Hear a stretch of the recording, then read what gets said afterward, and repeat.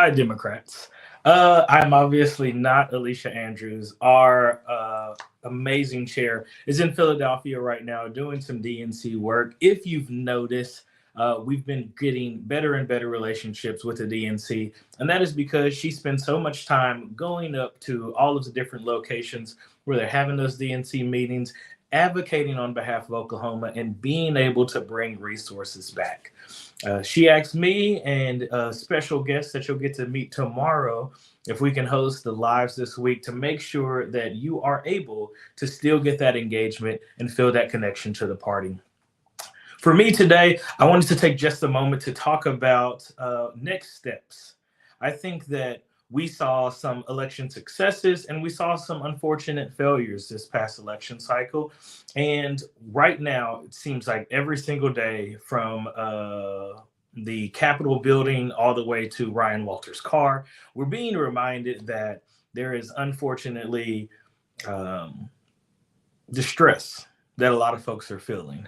A lot of our teachers are really concerned about what they're going to be doing in the future. A lot of our students are worried about what education looks like. A lot of businesses are concerned about our economic futures because we seem to be focused on passing newsline legislation as opposed to passing legislation that really helps the average everyday people.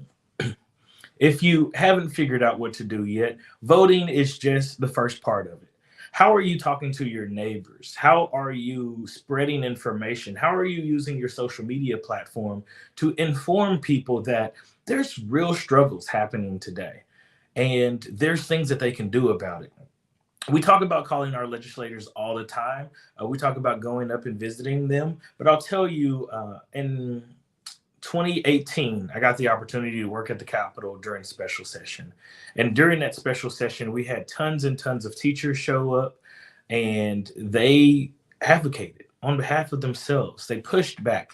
They showed up every single day. They called, they texted, they stood in offices, they requested meetings. It was, in my opinion, one of the biggest accountability movements that we had ever seen. Did we get everything we wanted at that moment? We didn't. The unfortunate reality is the imbalance of power still exists.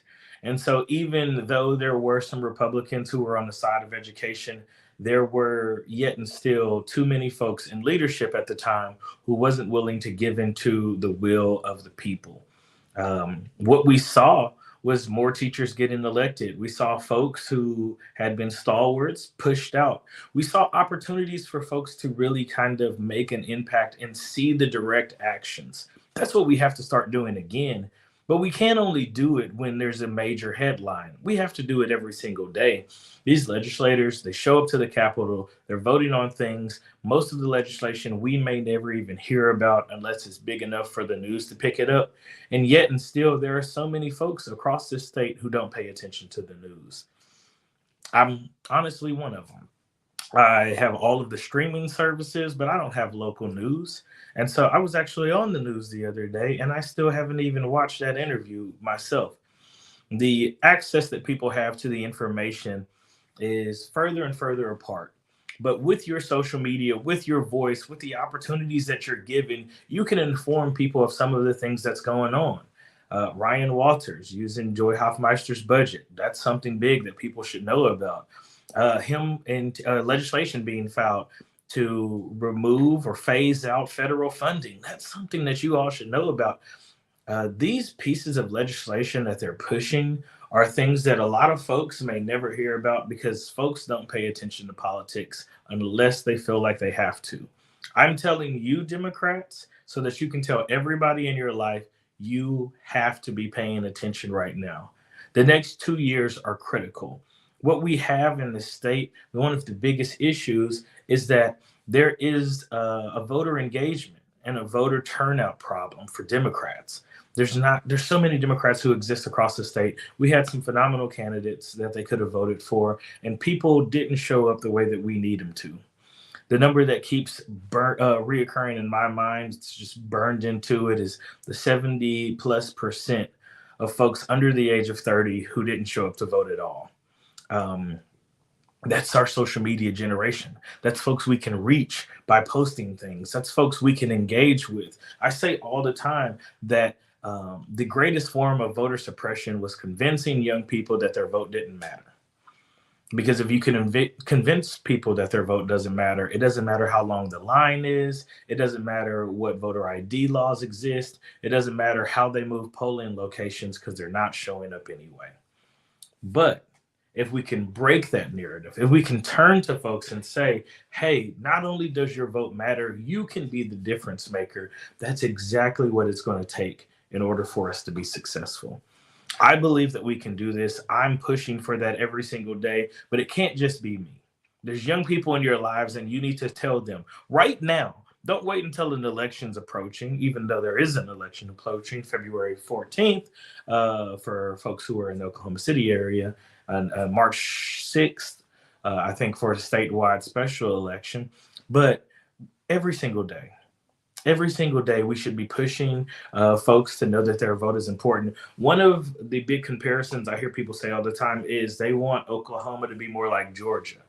One, there's a number of differences between Oklahoma and Georgia, namely the African American population. But on top of that, it is unpopular to not vote in Georgia. People who say things like, I don't care about politics or I'm not into voting in Georgia, these folks are shunned. There's an entire community who would jump down their throats if they heard them saying something like that, because voting is that important. Um, I have a guest joining me today. I don't know that he is on yet. I think Barbara will give me, or Angela will give me a heads up if he is. One of the people I feel like best suited to have this conversation with me is Representative and Attorney Jason Lowe. The election has people feeling some type of way. Legislative session is coming up. You're in the building. What's some guidance that you can give to folks? Oh, wow. First of all, Josh, thank you for having me. I just left court, but I got to squeeze this in. I know this is a very important time. As you said, we have a major election coming up on February 14th. Valentine's Day, a very important election, county clerk. So we got to make sure that we engage, inform, and educate the community about these very important elections that are upcoming. And you indicate, I believe, an election in March, a statewide election. But yes, I'm a legislator at the Capitol, and there's going to be some major issues we're going to have to face, and most importantly, education, making sure that we save our public schools. I expect some insane and crazy bills. Mr. Walters is at it. He campaigned on what he was going to do, and he's trying to do it. So we definitely have to make sure that we get out there and vote. We've got to make sure we have another election, obviously, in 2 years, but we got to make sure we get out there and vote and engage your elected officials. A lot of people that I know or that reach out to me are not in my district. So you got to make sure you know who your legislator is. You got to make sure you know who your state senator, representative, city council person. You just have to make sure that you're educated on who these people are. So I was talking earlier about the teacher walkout and how we had all of these folks in the Capitol really advocating on their behalf. And we really haven't seen anything like that since, have we? No, not at all. It was a great time at the Capitol when you saw all those teachers out there advocating and deservingly needing a raise. But, this might be taken in the wrong way, but a lot of them voted Republican in the next election. So, we got to hold them accountable as well. If you're going to, continue, if you're going to, protest at the Capitol, then continue to vote for the same politicians who put you in that position. What does it really say about yourself? That is a really good point. I say all the time, where we're at right now with this super majority, there is no obligation for you to really do the will of the people, right? You can do whatever leadership tells you, and leadership sometimes bullies folks into voting the way they want to, even though that may not be what their community wants or what they personally believe in. And I've seen that myself. I'm sure that you have. But I want to take a moment. I know you're on a quick timeline. I want to take a moment because I know you're doing something pretty amazing at the Capitol this upcoming month. Obviously, tomorrow starts Black History Month. You are the Black Caucus chair, and you're doing Black History Day at the Capitol. Can you tell me a little bit about that?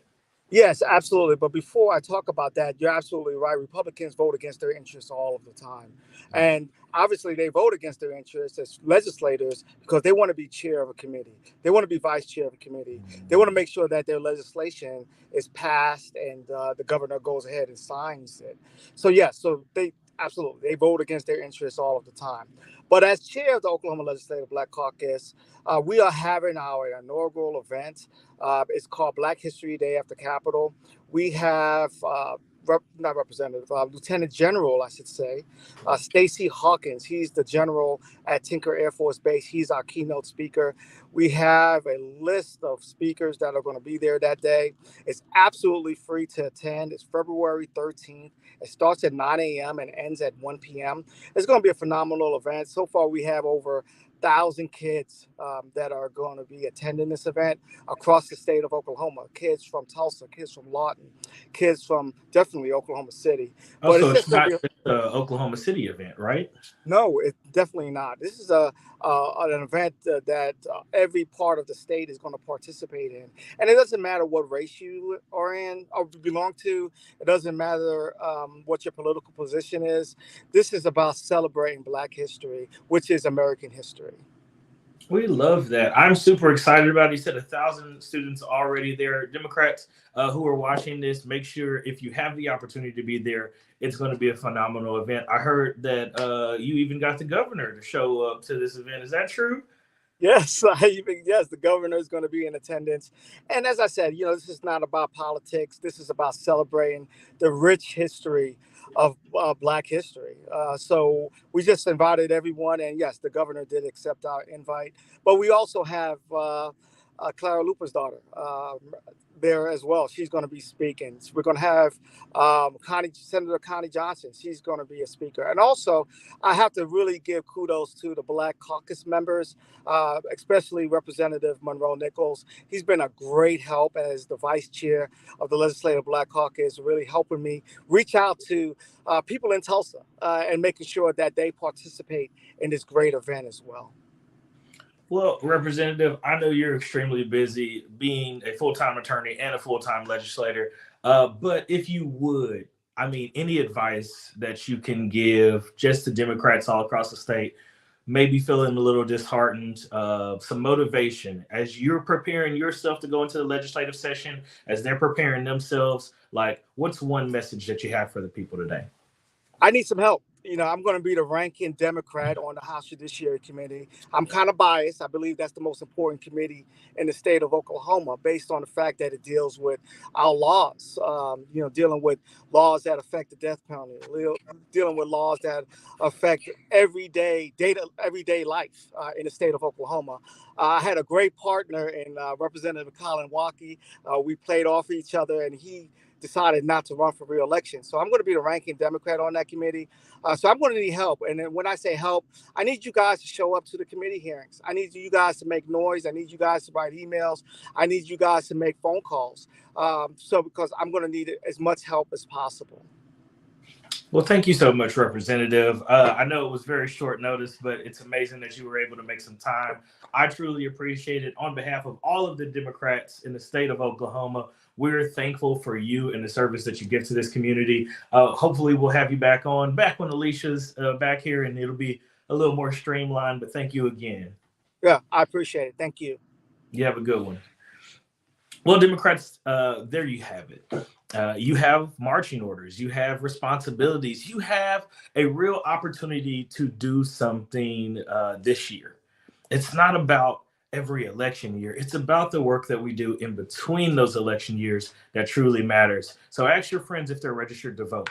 Ask them if they know who's on their ballot. Ask them if they know about bad pieces of legislation that is happening. Tweet that out. It is free to tweet. It's free to post on Instagram. It's free to post on Facebook. You have to be a part of the change. That's what I am doing in my personal life. That's what I hope you're doing in your personal life. And that's what Alicia is doing in Philadelphia, fighting on behalf of all of us. So thank you for tuning in today. Hopefully, I did a good enough job while Alicia was gone. If you want to tell her that I did a great job, I really appreciate it. Just blow her phone up, blow her Facebook up. She wouldn't mind at all. Thank you again. And a huge shout out to Angela, who's been working the backgrounds for us and helping us get this all together. A million appreciations to you for the amazing work you do for the party. Thank you all, and I'll see you tomorrow. Well, maybe not tomorrow.